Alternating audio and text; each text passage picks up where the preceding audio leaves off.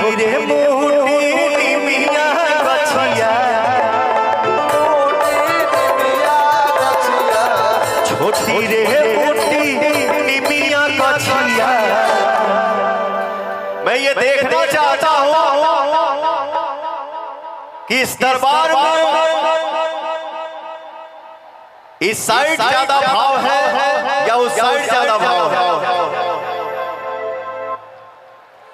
ये गाना सुनने वाले जाना भाई के भजन, अरे हाथ उठा के बोलो अभी आप लोग ताली मत बजाइएगा, खाली हमारे माई बहन बजाइए।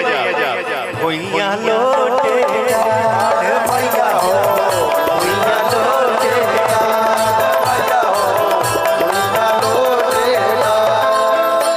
अभी आप मत बजाइए। तनी तोहरा लोग के भाव देखिए। भैया लोटे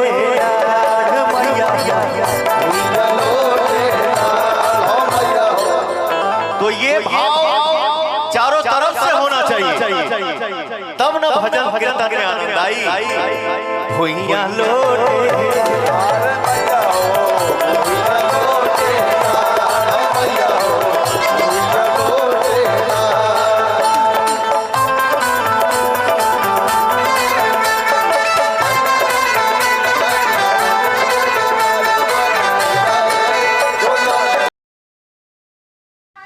तो जी हाँ, ये गर्दा तो सिर्फ पावर स्टार पवन सिंह ही उड़ा सकते हैं, क्योंकि हाल ही में प्रतापगढ़ में एक स्टेज शो हुआ है जिसमें सारी हमारे रुद्राचार्य जी महाराज आए थे। उसी के शो में गए थे हमारे power star Pawan Singh stage शो करने। तो वहाँ पे भाई साहब ऐसा गाना सुनाया विदाउट ऑटो ट्यून का कि पूरी पब्लिक पागल हो गई थी पावर स्टार पवन सिंह के गाने को सुन के।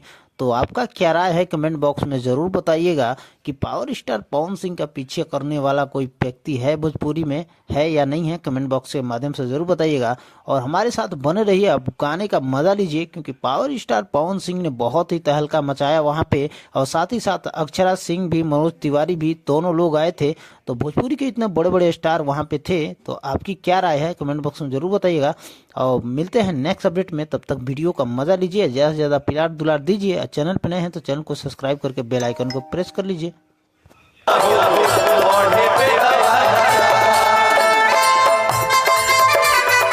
है मेरे साथ जो पीछे से गा रहे हैं और तेरे सुर में गा रहे हैं?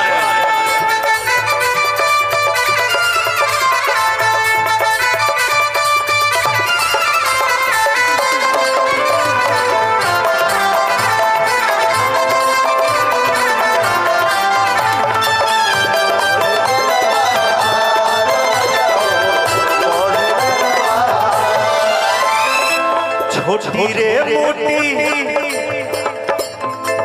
हेलो इधर आओ इधर आओ इधर आओ इधर आओ इधर आओ, ए बाबू इधर आओ, आइए आइए आओ यार आओ यार आओ यार आओ यार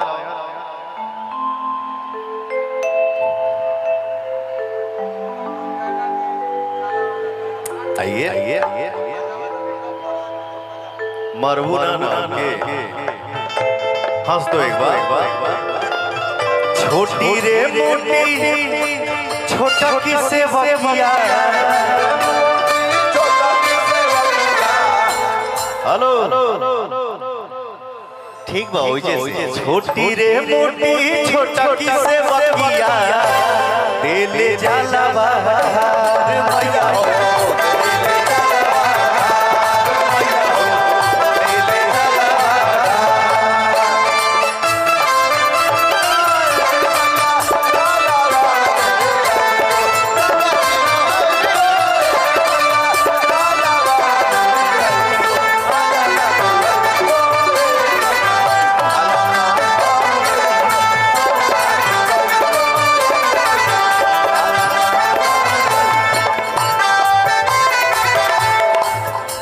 एक छोटा सा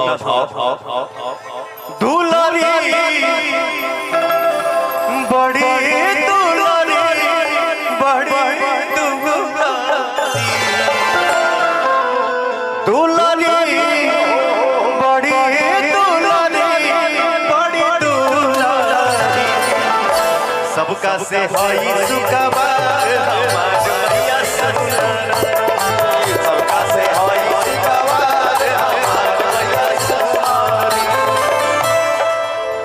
मैं ये चाहता हूँ, देखिए ऐसा सौभाग्य बार बार प्राप्त नहीं होता।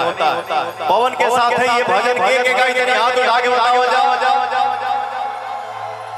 अभी आप लोग ना, अभी खाली तू लोग का वजह सबका से हाई सुखवाद हमार मैया सोनारी।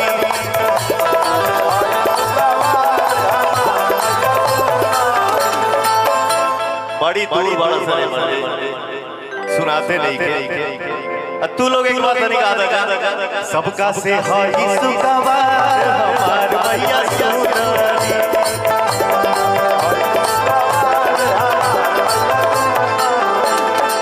सबका से हाई सुखवाद सबका से हाई सुखवाद सबका से हाई सुखवाद हमार मैया सोनारी। प्रेम से बोलिए सियावर रामचंद्र के जय श्री राम।